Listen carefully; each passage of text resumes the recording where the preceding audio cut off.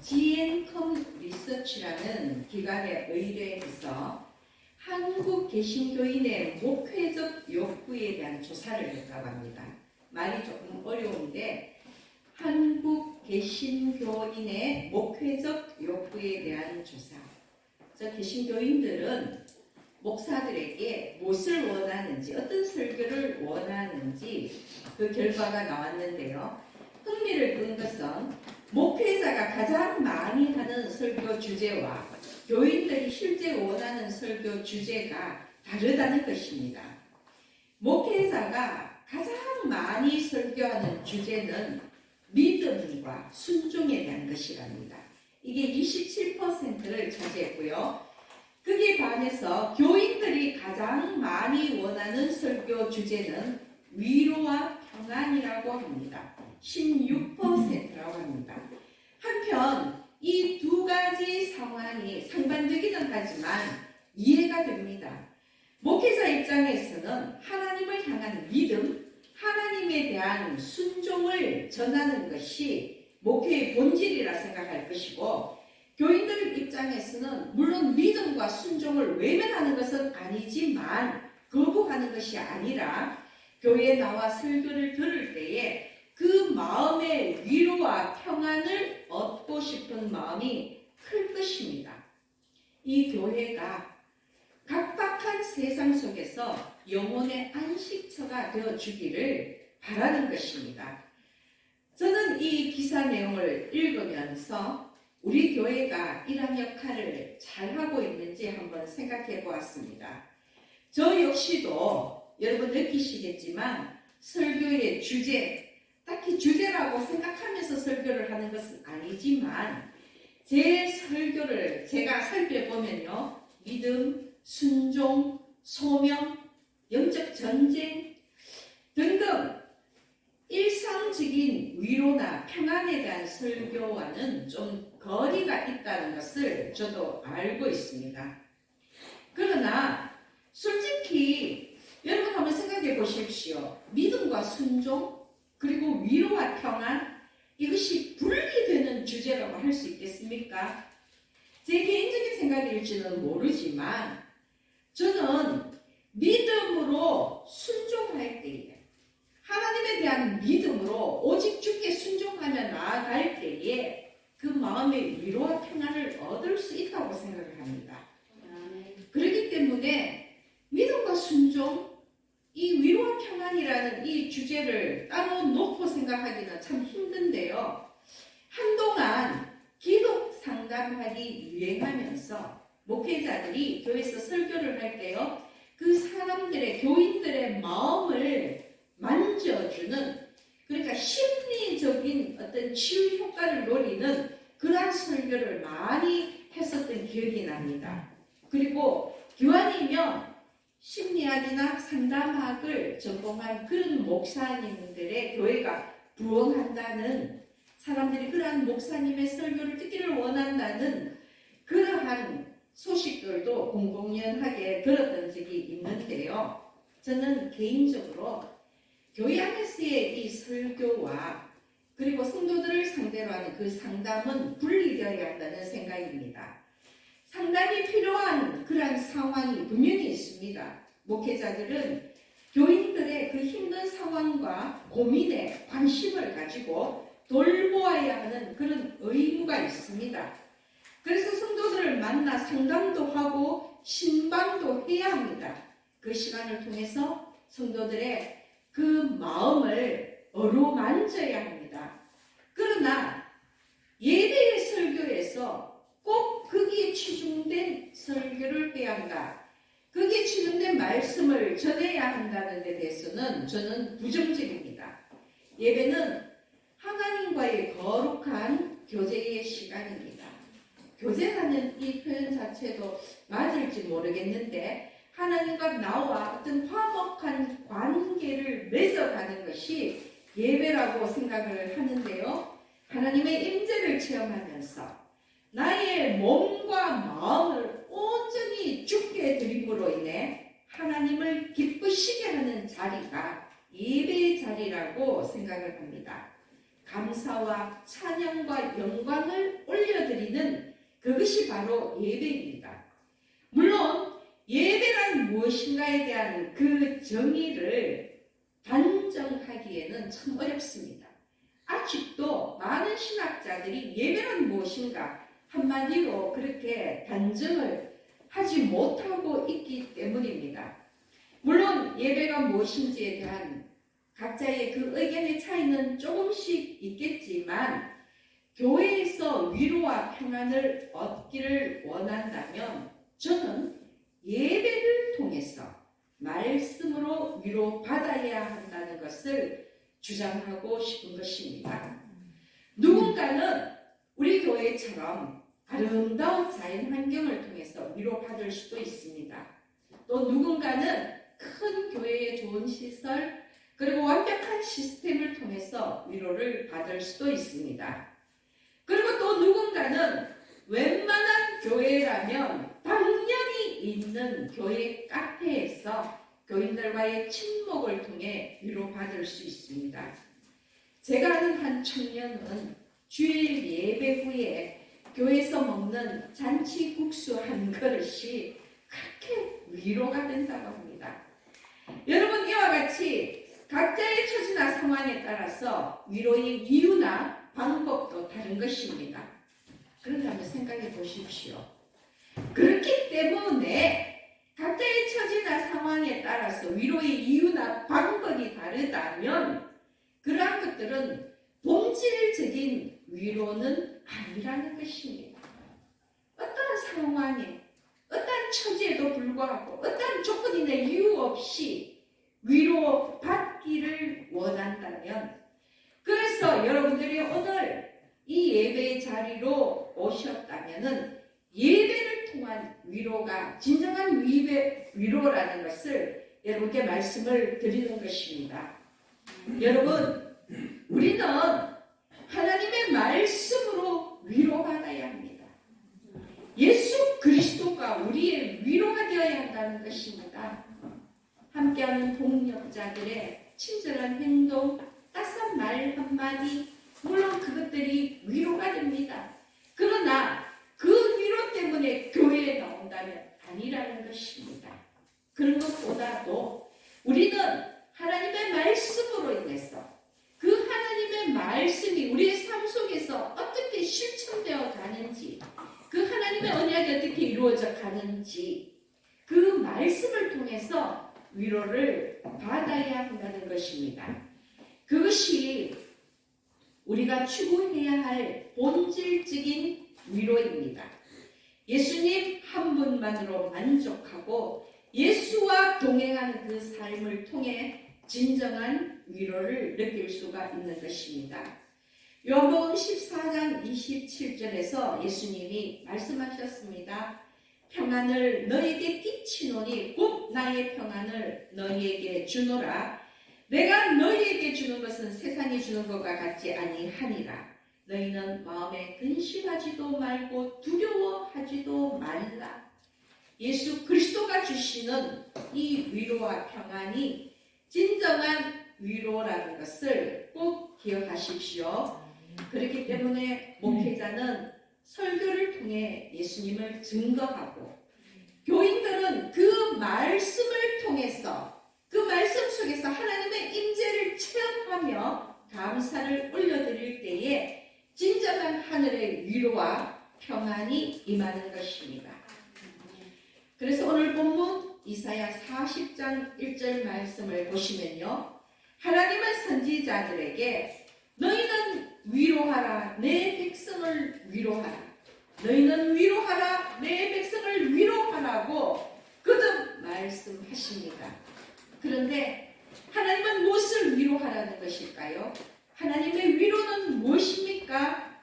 바벨론 포로 생활에서 지금 바벨론 포로로 붙잡혀간 이 남유다 백성들을 바벨론 포로 생활에서 반드시 구원하시겠다는 약속입니다. 그리고 이 약속과 더불어 오직 하나님만 신뢰하라는 권면입니다. 여러분, 그런데 하나님의 약속이 눈에 보입니까? 하나님의 약속은 눈에 보이지 않는 것입니다. 이 당시만 해도 선지자들을 통해서 귀로 정해 듣는 것이지 그 하나님의 약속이 눈에 보이는 것이 아니라는 것입니다. 바벨론 포로 생활에서 구원해 주시겠다고 말씀을 하셨지만 이것은 하나님의 그 입의 말씀일 뿐, 하나님의 언약일 뿐, 언제 어떻게 어떤 방법으로 풀려나겠다고는 그런 구체적인 방법도 시기도 말씀하지 아니하셨습니다. 그런데도 오직 하나님의 그 말씀만 믿으라는 것입니다. 어찌 보면 너무나도 허망하기 짝이 없는 약속입니다. 그런데 여러분, 이 하나님의 말씀이 눈에 보이지도 않고 만질 수도 없고 구체적인 시기나 방법도 가르쳐 주시지 아니한 이 하나님의 말씀이 그 하나님의 말씀만으로 이스라엘 백성들에게 위로가 되는 것입니다. 그렇지 않습니까? 하나님의 말씀만으로 위로가 되는 것입니다. 그 이유가 무엇입니까? 하나님의 말씀은 변함이 없으시고 하나님의 언약은 반드시 성취되기 때문이 아닙니까? 이스라엘 백성들은 그들 선조들의 역사를 통해서 그들 조상의 하나님이 바로 그들 자신의 하나님임을 알기에 그들을 구원하시겠다는 이 하나님의 말씀만으로 위로가 되는 것입니다. 왜냐하면 하나님은 반드시 약속을 지키시는 분이시기 때문입니다. 하나님의 말씀은 변개치 아니하시기 때문입니다. 지금 하나님께 불순종하고 우상을 섬긴 죄로 이스라엘 백성들은 바벨론의 포로가 되어 끌려갔지만 이제 하나님께서 그 죄를 사하시고 예루살렘으로 귀환시키겠다는 그 약속의 말씀이 바벨론의 압제와 노역에 시달리는 백성들에게는 구원의 희망이 된 것입니다. 하나님의 말씀을 믿기 때문에 하나님이 그 말씀을 반드시 이루어 주실 것을 믿기 때문에 소망을 가지게 된 것입니다. 이사야 40장 8절 말씀을 보십시오. 풀은 마르고 꽃은 시드나 우리 하나님의 말씀은 영원히 서리라.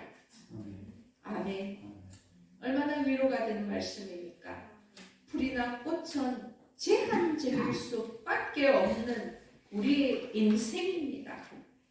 풀은 마르고 꽃이 시들지만 꽃이 시드는 것처럼 인간의 상황은요 역사를 따라서 변할 수밖에 없습니다. 어제가 다르고 오늘이 다르고 내일이 다를 것입니다. 그것이 제한적인 인간의 인생이라는 것입니다. 그러나 하나님의 말씀은 변함이 없는 것입니다. 인간은 분명 연약하고 한계가 있지만 하나님의 말씀은 한계가 없고 변함이 없고 하나님의 말씀은 분명히 이루어지는 것입니다. 이것이 위로라는 것입니다. 저 역시도 너무나 위로가 되는 말씀입니다. 때로는 현재의 처지와 앞날에 대한 염려와 근심 때문에 힘들 때도 있습니다. 인간이기 때문에 그렇습니다. 그러나 그럴 때마다 무엇이 위로가 되느냐? 하나님의 약속은 반드시 성취될 것이라는 그 하나님의 말씀이 위로가 되는 것입니다.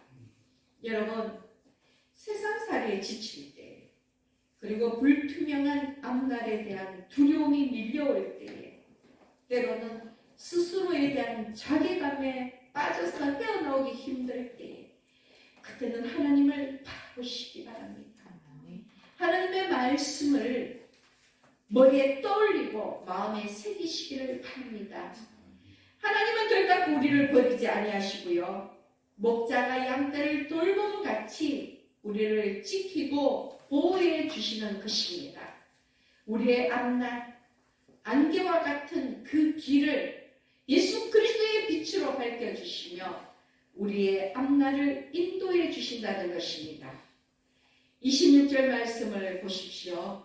너희는 눈을 높이 들어 누가 이 모든 것을 창조하였나 보라. 주께서는 수요대로 만상을 이끌어내시고 그들의 모든 이름을 부르시나니 그의 권세가 크고 그의 능력이 강함으로 하나도 빠짐이 없느니라.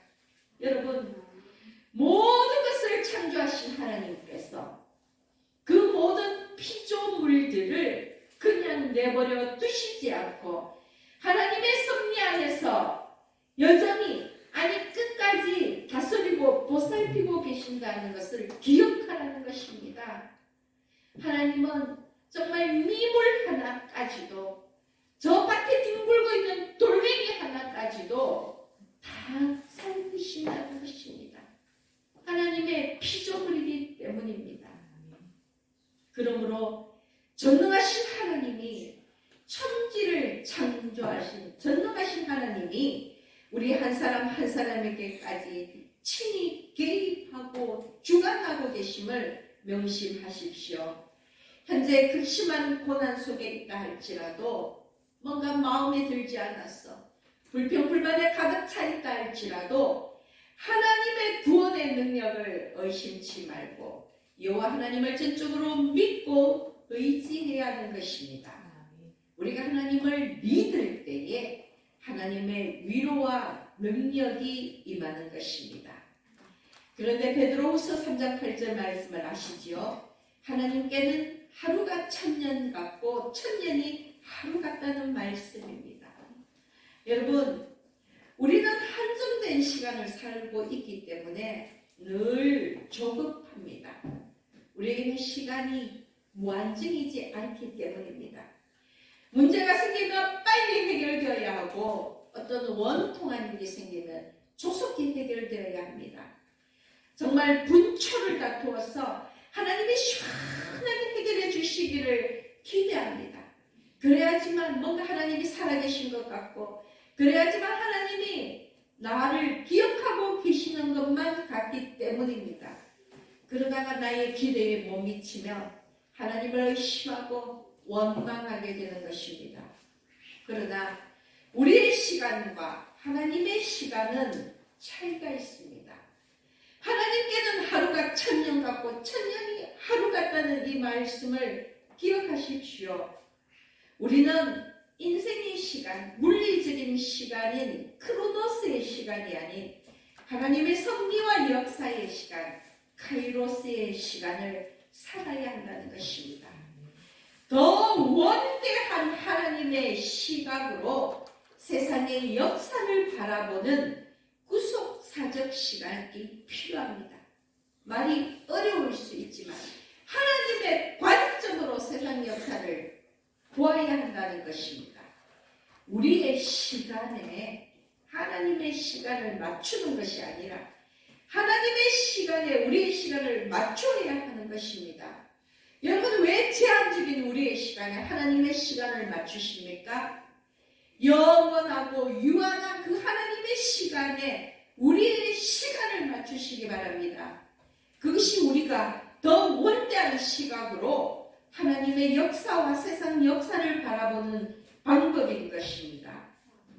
남유다 백성들은 오랜 포로 생활로 인해서 하나님께 버림받았다 생각하며 절망에 빠져 있었을 때에 하나님은 하나님의 백성을 위로하기 위해서 포로 귀환을 약속하셨습니다. 그러나 내가 언제 어떻게 어떤 방법으로 너희를 예루살렘으로 돌아가게 하겠노라는 그 말씀은 일절 없습니다. 그냥 내 백성을 위로하라 말씀하시면서 내가 너희들의 고향으로 보내겠다는 그 말씀만 하셨습니다.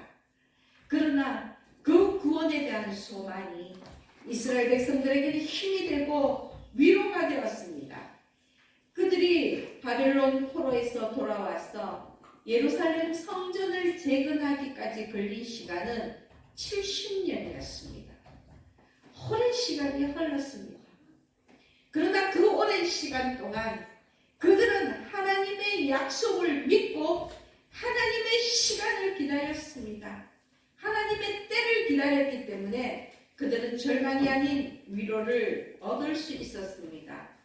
저 역시도 요즘은 조금 초급한 마음이 듭니다. 봄이 되니까요. 정말 아름다운 이 계절 속에서 한편 쓸쓸하게 육신의 나이가 너로만 간다라는 그 생각을 하기 때문입니다. 예전에 우리 고이 집사님이 저보고 더 이상 나이가 먹지 않았으면 좋겠다고, 목사님 나이가 여기서 그쳤으면 좋겠다고 그렇게 이야기했는데, 여러분 살아있는 한 정말 인생의 나이는 더하여질 수밖에 없습니다. 그러나 그 얘기를 한 고이 집사님의 그 마음은 10분 이해가 됩니다. 여러분 저 역시도 조급한 마음이 들면서 나이가 먹지 않았으면 좋겠다, 아니 여기서 한 10년만 더 젊었으면 좋겠다라고 생각하는 것이 교회 건축이라는 정말 큰 일을 앞두고 있기 때문입니다. 그래서 하나님의 응답, 하나님의 때에 골몰할 때가 많습니다. 과연 하나님의 시간은 언제인가? 과연 하나님의 때는 언제인가? 과연 하나님의 방법은 어떠한 것인가? 생각하면서 여러분 가슴을 치며 기도할 때가 많습니다. 그러나 중요한 것은 크로노스의 시간에 매몰되는 것이 아니라 카이로스의 시간을 살기 위해서 노력하고 있다는 것입니다. 나의 때가 아니어도, 나의 방법이 아니어도 좋습니다. 그러나 하나님의 시간에, 하나님의 방법으로 반드시 하나님의 일을 이루어 주시옵소서 하고 기도하는 것입니다. 그러나 그 기도 속에는 인내가 필요합니다. 하나님의 시간을 살기 위해서는 우리는 인내해야 하는 것입니다. 아브라함도 마찬가지였을 것입니다. 아브라함이 갈대아 우르에서 나올 때 하나님께서 내가 너로 큰 민족을 이루겠다라고 약속하실 때에 아브라함의 나이가 75세였습니다. 그러나 어떻게 내가 너로 큰 민족을 이룰지 구체적인 시기와 방법에 대해서는 아무런 말씀도 없으셨습니다. 그냥 내가 너로 큰 민족을 이루겠다고 말씀하시고 그 말씀을 쫓아 아브라함이 갈대아 우르를 떠나 가나안으로 온 것입니다. 그때는 자식도 없었습니다. 그러나 가나안에 들어온 지 10년이 되었는데도 여전히 자식이 없었습니다. 그래서 결국 아브라함은 86세 때에 아내 사라의 몸종인 하갈을 통해서 아들 이스마엘을 얻었습니다. 갈대아 우르를 떠난 지 10년의 시간입니다. 여러분 아브라함을 욕하지 마십시오. 10년이면 정말 인내의 한계를 느낄 시간입니다. 사람이 지칠 시간입니다. 하나님의 방법이 어떤지 알 수 없었기 때문에 인간의 방법으로 이렇게라도 아들을 낳아 볼까 하고 그 하갈을 통해서 이스마엘을 낳은 것입니다. 그러고도 13년이 지난 후에야 아브라함의 나이 99세가 되었을 때 하나님이 내년에 너가 아들을 얻을 것이라고 그렇게 말씀을 하셨고, 이 아브라함의 나이 100세 때에 비로소 하나님이 약속하신 그 아들 이삭을 낳게 됩니다. 여러분, 너로 큰 민족을 이루겠다는 하나님의 그 약속이 있고 무려 24년의 시간이 지나서 약속의 아들을 얻게 된 것입니다. 인간의 시간 속에서 24년입니다. 여러분. 결코 짧은 시간이 아닙니다. 그러나 그 시간이 인간의 시간 속에서는 24년인데요. 제가 성경책을 장수를 헤아려 보니까 여러분, 내가 너로 큰 민족을 이루겠다고 말씀하신 것이 창세기 12장인가 그런데 아브라함이 아들 이삭을 낳은 게 창세기 18장이지 싶습니다. 정확하게 기억을 못하겠는데 그 장수는요 불과 6장밖에 되지 않는다는 것입니다. 24년의 시간이 이 성경책 6장에 기록되어 있습니다. 심지어는 창세기 16장 16절을 보면 하갈이 아브라함에게 이스마엘을 낳았을 때 아버지 아브라함이 86세였더라 하는 구절이 있습니다.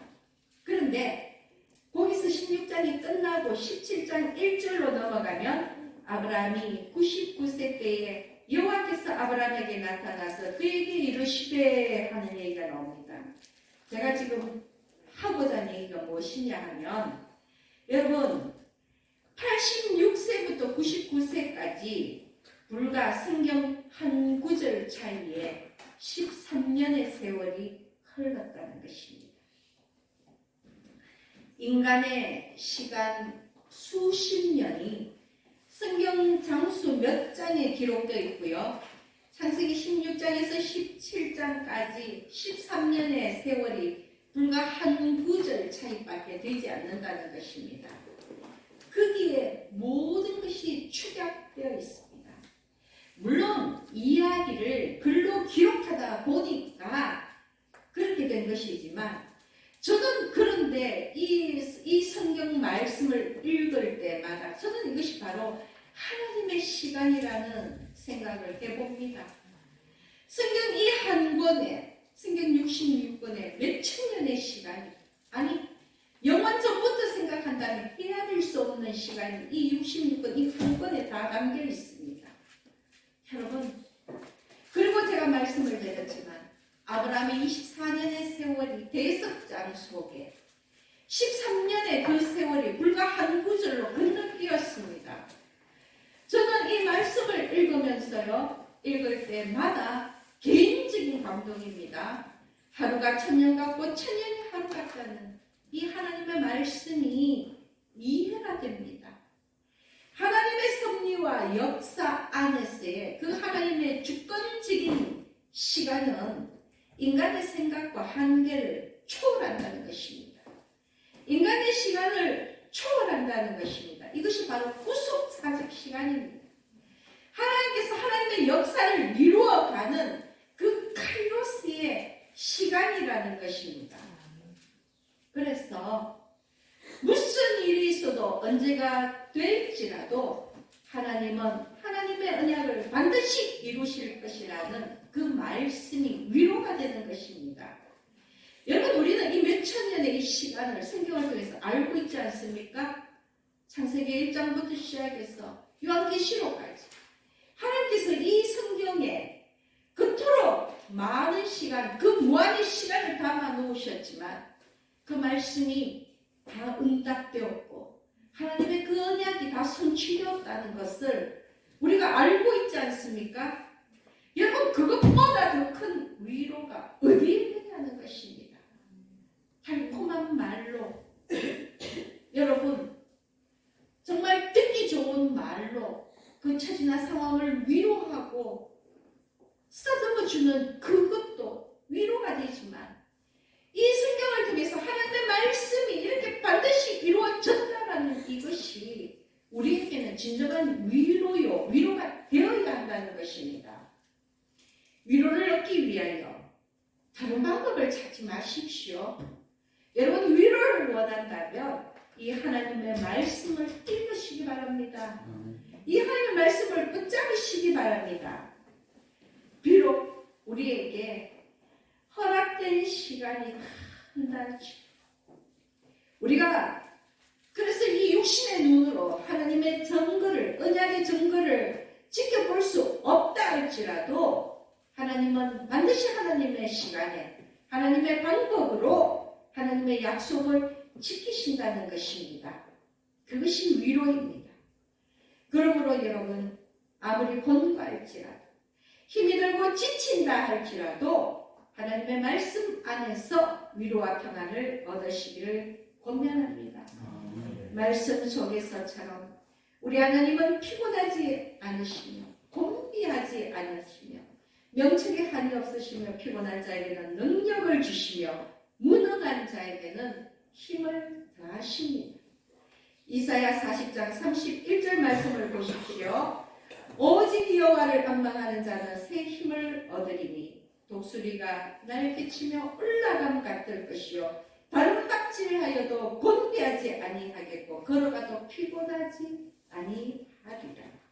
여러분, 이것이 하나님의 위로입니다.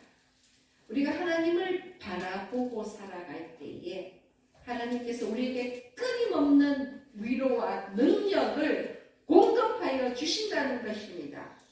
그래서 결단코 독수리가 날개치며 올라감 같은 그 새 힘을 우리에게 허락하시고 곤비하거나 피곤치 않게 하신다는 것입니다. 이 은혜를 누리시기 바랍니다. 이것이 하나님의 위로입니다.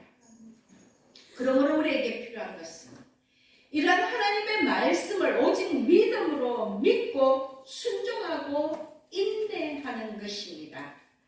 그러므로 오늘 함께 말씀을 나눌 우리 모두는 우리를 향한 하나님의 언약을 믿고 순종하면서 살아가는 날 동안 하늘의 진정한 위로와 평안을 누리시기를 예수님의 이름으로 축원합니다.